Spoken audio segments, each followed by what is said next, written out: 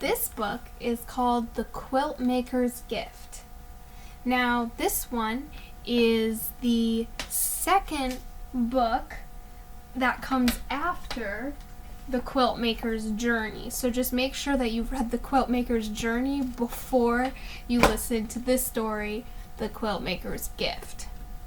Now, again, like the previous one, this book has a lot of words, so I'm going to read the words and then show the pictures to you guys afterwards. I think it's cool to note that inside this book on the first page, we've got all of these cool quilt patterns that are actual quilt patterns, so that's pretty cool.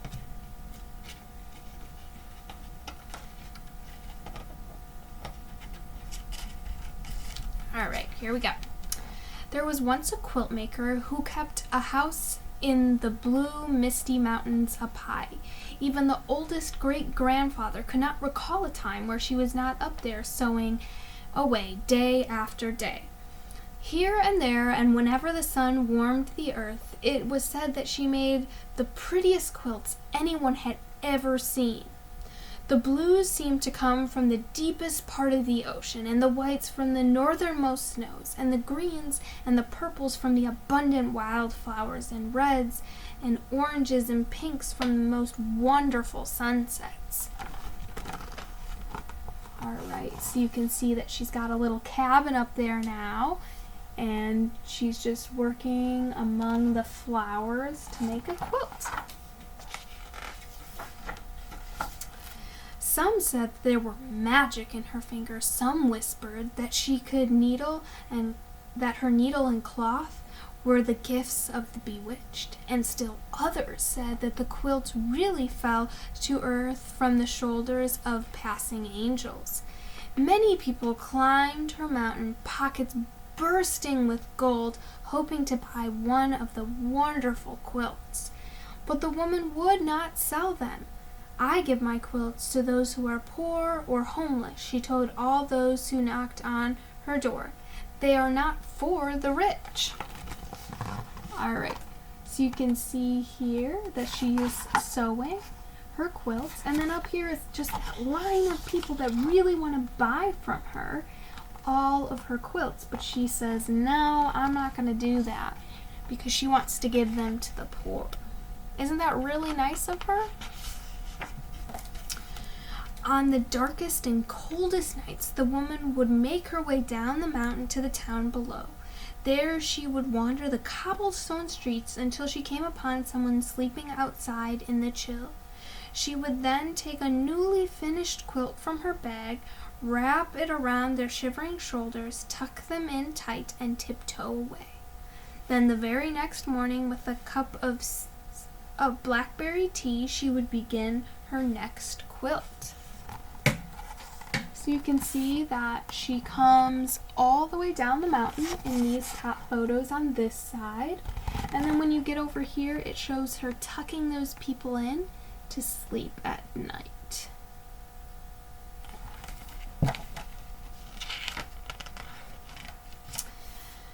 Now, at this time, there was also a very powerful and greedy king who liked nothing better than to receive presents. The hundreds and thousands of beautiful gifts he had gotten for Christmas and his birthday were never enough. So a law was passed that the king would celebrate his birthday twice a year. When that still wasn't enough, he ordered his soldiers to search the kingdom for those few people who had not yet given him a gift. Over the years, the king had come to own almost any and everything that was the prettiest of things in the world. Throughout the castle, from top to bottom, in drawers and on shelves, in boxes and trunks and closets and sacks, all of the king's countless things were stashed. Alright, look. So over here we can see all of those people coming to give him gifts.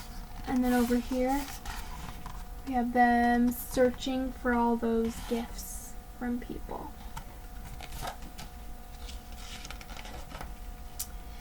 Things that shimmered and glittered and glowed, things whimsical and practical, things mysterious and magical, so many, many things that the king kept a list of all the lists of things he owned. Look at all that stuff. What? I don't even think you could use all of that stuff. Do you? There doesn't look to be any place to live. Just look at that.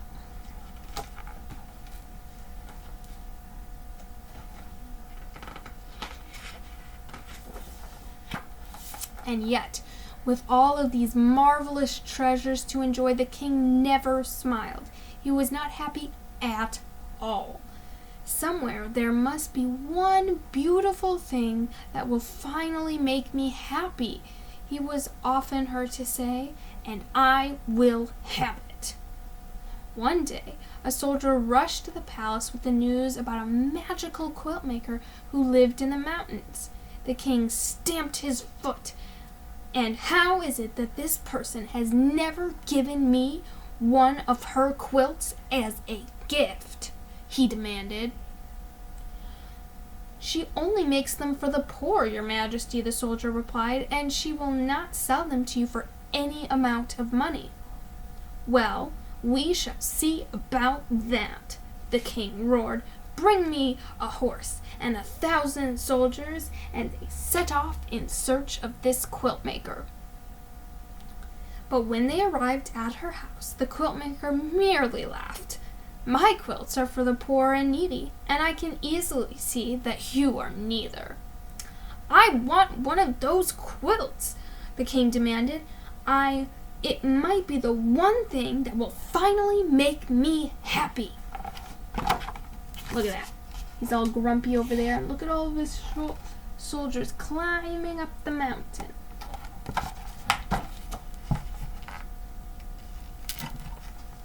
The woman thought for a moment. Make presents of everything you own, she said, and then I'll make a quilt for you. With each gift that you give, I'll sew another piece. When at last all of your things are gone, your quilt will be finished. Give away my wonderful treasures? Cried the king. I don't give things away, I take them. And with that he ordered the soldiers to siege the beautiful star quilt from the quilt maker. But when they rushed upon her, she tossed the quilt out into the wind, and a great wind carried it up, up, and away.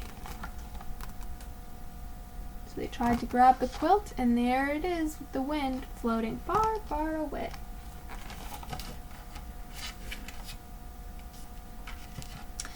The king was now very angry. He marched the woman down through the town and up another mountain where he had his royal iron maker shape a thick bracelet of iron. They chained her to a rock in a cave of a sleeping bear. Once more the king asked her for a quilt, and she once more refused.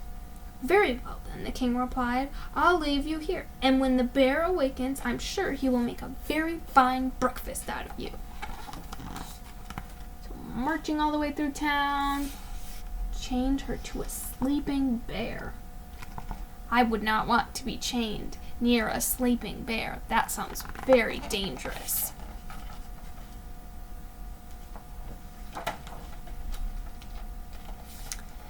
Later, when the bear opened his eyes and he saw the woman in the cave, he stood up on his mighty hind legs and gave a roar that rattled her bones.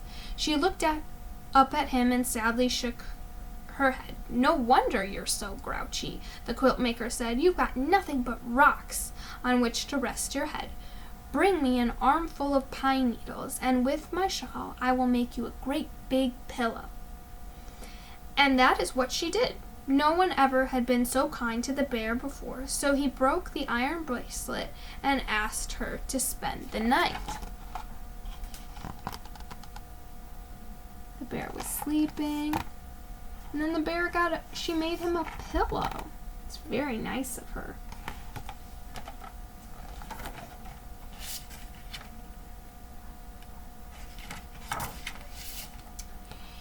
Now, although the king was very good at being greedy, he was was very bad at being mean. All night he could not sleep for thinking about the poor woman in the cave. Oh my, what have I done?" he wailed. So he woke up his soldiers, and they all marched in their pajamas up to the cave to save her. But when they arrived, the king found the quilt maker and the bear having breakfast with berries and honey. So he couldn't sleep at all. So him and his soldiers, in their pajamas, they marched all the way up to the cave, and then they were just eating breakfast. Can you imagine seeing that? A bear and someone eating breakfast together?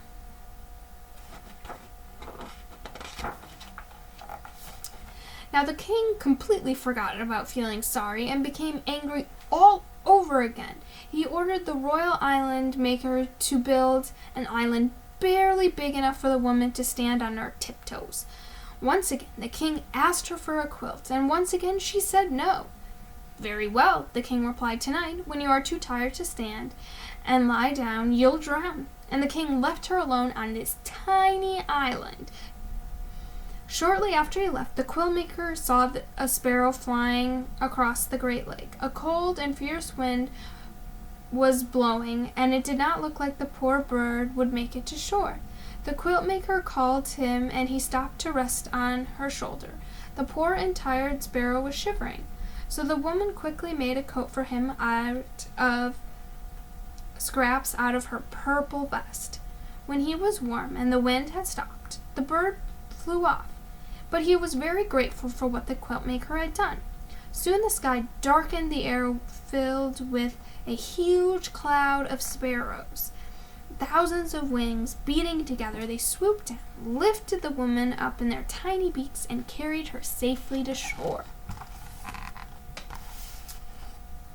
So we left her on this island, and then she made this tiny little cape for the bird, and then all the birds came back to get her off the tiny island.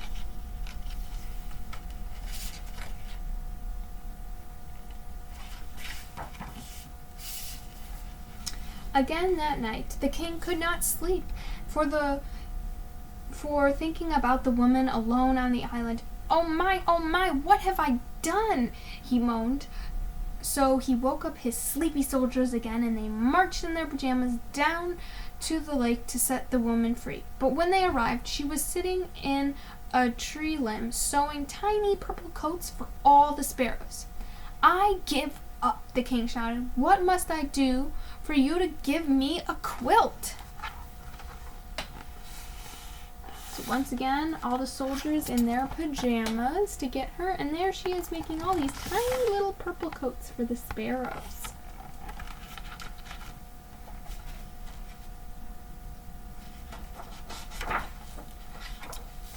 "As I said," the woman answered, "give away all of your things that you own, and I will sew a quilt for you. And with each gift you give, I'll add another piece to your quilt." "I can't do that," cried the king. "I love all of my wonderful and beautiful things." "But if they don't make you happy," the woman replied, "what good are they?" "That's true," the king sighed, and he thought long about what she had said for a long time, and so long that weeks went by. "Oh, all right," he finally murmured. "If I must give away my treasures, then I must."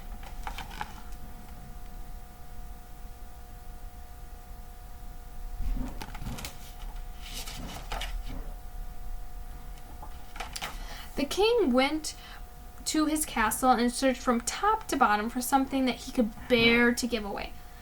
Frowning, he finally came out with a single marble.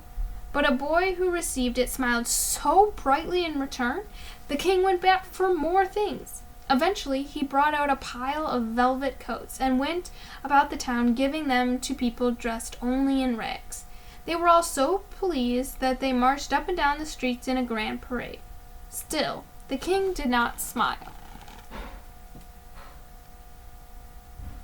So he started to give stuff away, and the people were so grateful for the things they had been given.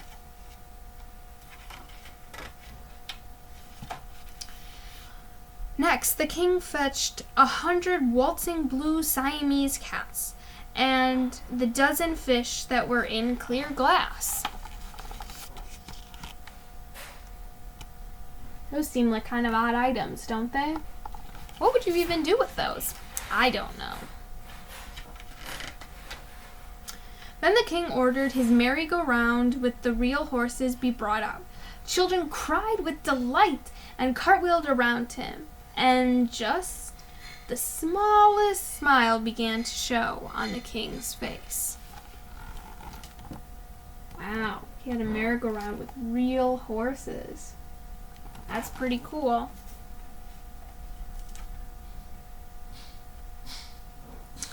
Then the king looked about him and saw the dancing and the merrymaking and all the happiness his gifts had brought. The children took a hold of his hand and pulled him into the dance. Now the king really smiled. He even laughed out loud. "How can this be?" he cried. "How can I feel so happy about giving my things away? Bring out everything. Bring it all out at once." Meanwhile, the quilt maker kept her word and started making a special quilt for the king. With each gift he gave, she added another piece to his quilt. So look at all the people he was making happy.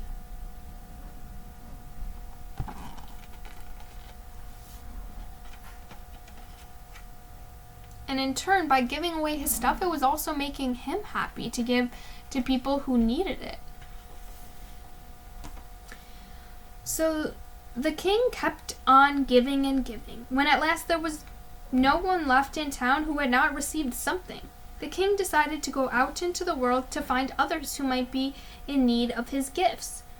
But before he left, the king promised the quilt maker he would send a sparrow back to her each and every time he gave something away. Morning, noon, and night, the wagons rolled out of town, each piled high with the king's wonderful things.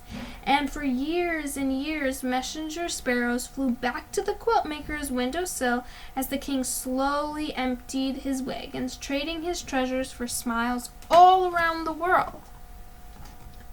So look, he was giving away all of his stuff because he liked the feeling and the happiness that it gave him when he was able to give stuff away.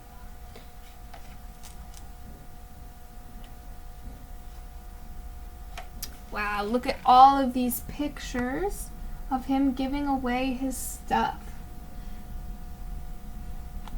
Have you ever gave anyone something before and it made you really happy because they really liked it?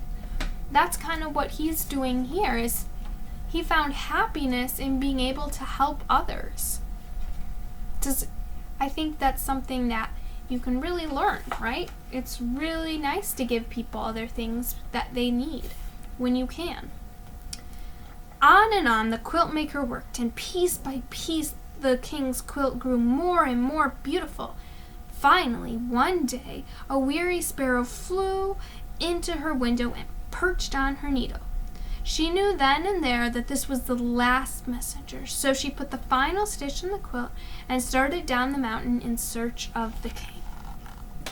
So all these years, she had been making this quilt little by little. And then she went down the mountain to find the king. After a long search, she finally found him. The king's royal clothes were now in tatters, and his toes poked out of his boots. Yet his eyes glittered with joy, and his laughter was wonderful and thunderous. The quilt maker unfolded the king's quilt from her bag. It was so beautiful that the hummingbirds and butterflies fluttered about. Standing on her tiptoes, she tenderly wrapped it around him. "What's this?" the king cried. "As I promised you long ago," the woman said, "when the day came that you yourself were poor, only then would I give you a quilt." The king's great sunny laugh made green apples fall and flowers turn his way. "But I am not poor," he said. "I may look poor, but in truth my heart is full to bursting, filled with memories of all the happiness I've given and received. I'm the richest man I know." "Nevertheless," the quilt maker said, I made this quilt just for you. Look at how happy he is now.